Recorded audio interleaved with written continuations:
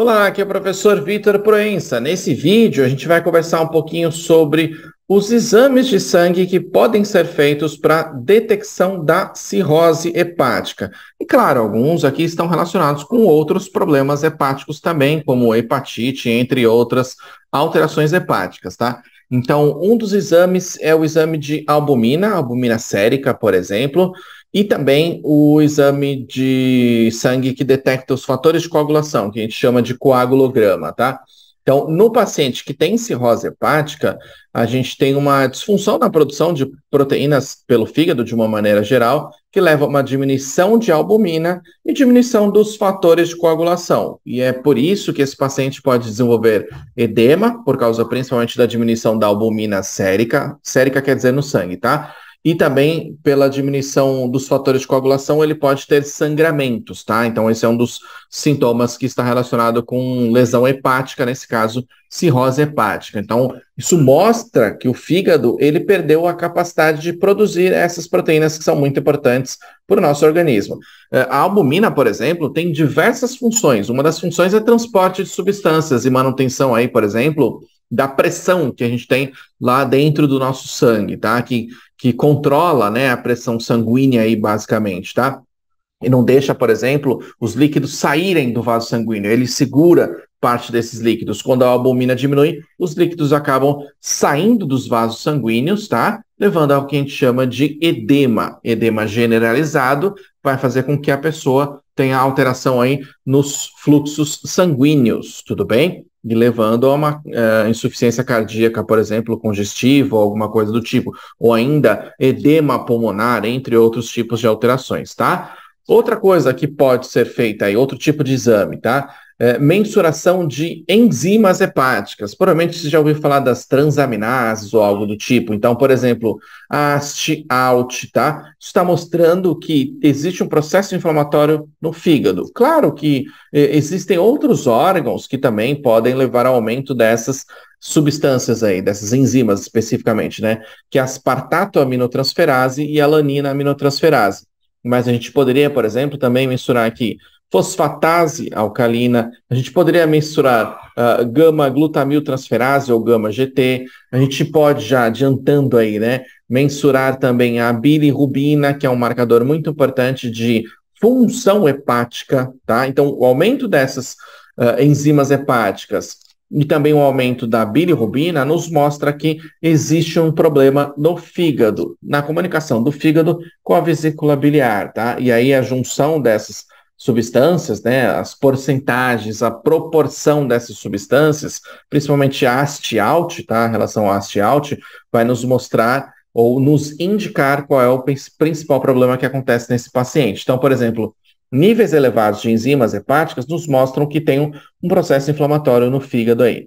Outro ponto, aumento de ferro no organismo, que a gente pode chamar aí de hemocromatose, tá?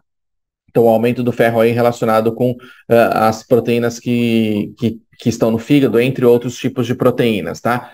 Por exemplo, um outro tipo de exame que pode ser feito aí, presença de autoanticorpos, tá? Pode ser feito um exame para verificar se não é uma hepatite autoimune, por exemplo. Então, uma hepatite autoimune quer dizer que o nosso organismo tá destruindo o nosso próprio fígado, por isso que se chama autoimune, o nosso sistema imune destruindo o nosso próprio corpo, tá? Tem várias doenças autoimunes aí, a hepatite pode ser uma delas, tá? Um dos motivos de desenvolvimento de hepatite. Lembrando que hepatite é um processo inflamatório do fígado, tá?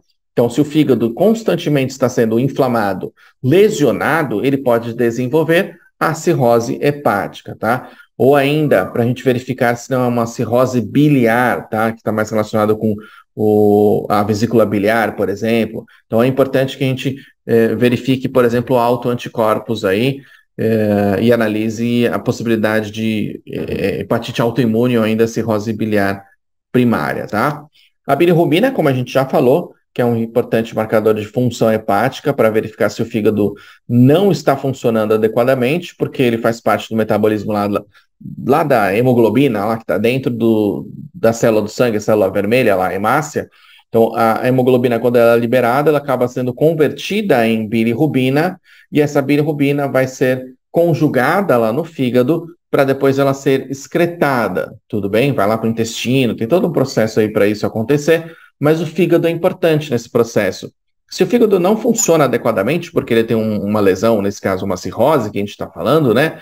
Ele não consegue fazer essa conjugação aí da bilirrubina, entre outras funções, tá? Na verdade, tudo que está acontecendo aí metabólico, vamos falar dessa maneira, ou quase tudo, passa pelo fígado. Então, metabolização de aminoácidos, proteínas, de ureia, amônia, né, metabolismo de uma maneira geral, de carboidratos, de lipídios, isso tudo está passando pelo fígado. Então, vai acumular substância tóxica para o organismo e isso vai denotar em algum tipo de manifestação clínica que esse paciente possa ter.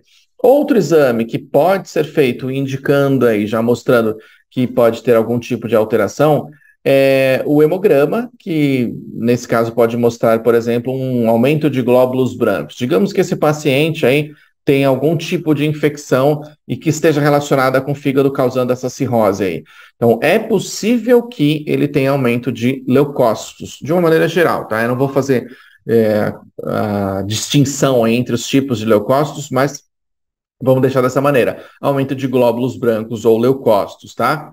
Ainda, aumento dos níveis de creatinina, aí já mostrando uma alteração renal, quer dizer, o fígado, por aumento de pressão porta-hepática, que a gente diz, aí hipertensão porta-hepática, já pode estar sobrecarregando também os rins, e aí os rins vão levar a alteração na filtração do nosso sangue, acumulando substâncias como, por exemplo, creatinina e inclusive a ureia também, tá? Eu já falei sobre creatinina e ureia em outros vídeos, se eu lembrar eu deixo aqui na descrição desse vídeo para você, beleza? Então, e nesses casos aí, a gente está tratando normalmente de estágios avançados, mais avançados aí da cirrose hepática, tá?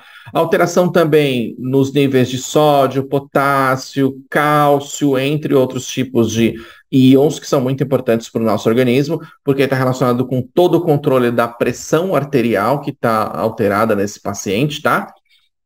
Um outro tipo de exame que pode ser feito é exame de alfa-fetoproteína, tá? Entre outros tipos aí de marcadores de câncer e marcadores tumorais, na verdade, que é o termo adequado para isso, tá? Então, os níveis de alfa-fetoproteína aumentados normalmente estão relacionados com câncer de fígado. Então, o paciente que tem cirrose, tem lesão constante no fígado, tem mais chance de desenvolver algum tipo de câncer no fígado.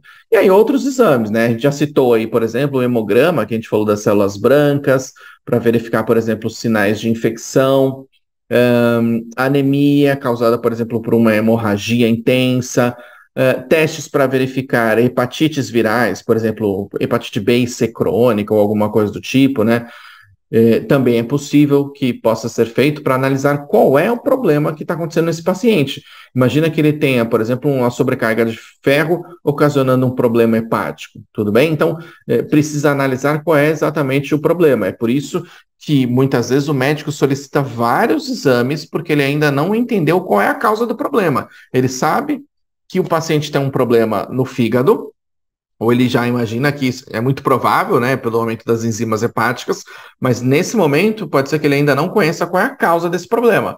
A causa desse problema é excesso de carboidratos, gordura, lipídios, etc, né? Ah, beleza, vamos mudar estilo de vida. A causa do problema no fígado são vírus, por exemplo, hepatite B e C, dengue, Covid, ou seja lá o que for que está acontecendo nesse paciente, opa, então aí vamos verificar, tratar esse paciente, etc. Ou, sei lá, esquistossoma, depende do caso clínico desse paciente. Aí vai solicitar o exame de fezes, por exemplo. Então, para cada tipo de hipótese diagnóstica, que é o termo que a gente diz aí, baseado nos sinais, sintomas clínicos, o histórico do paciente, na anamnese que o médico vai fazer, no exame físico que ele fez, tá? Na conversa que ele teve com o paciente, ele vai começar a imaginar as possibilidades que tem mais chance de ser nesse paciente, e aí ele vai solicitar exames específicos. Muitas vezes solicita exame de fezes, exame de sangue, um hemograma, por exemplo,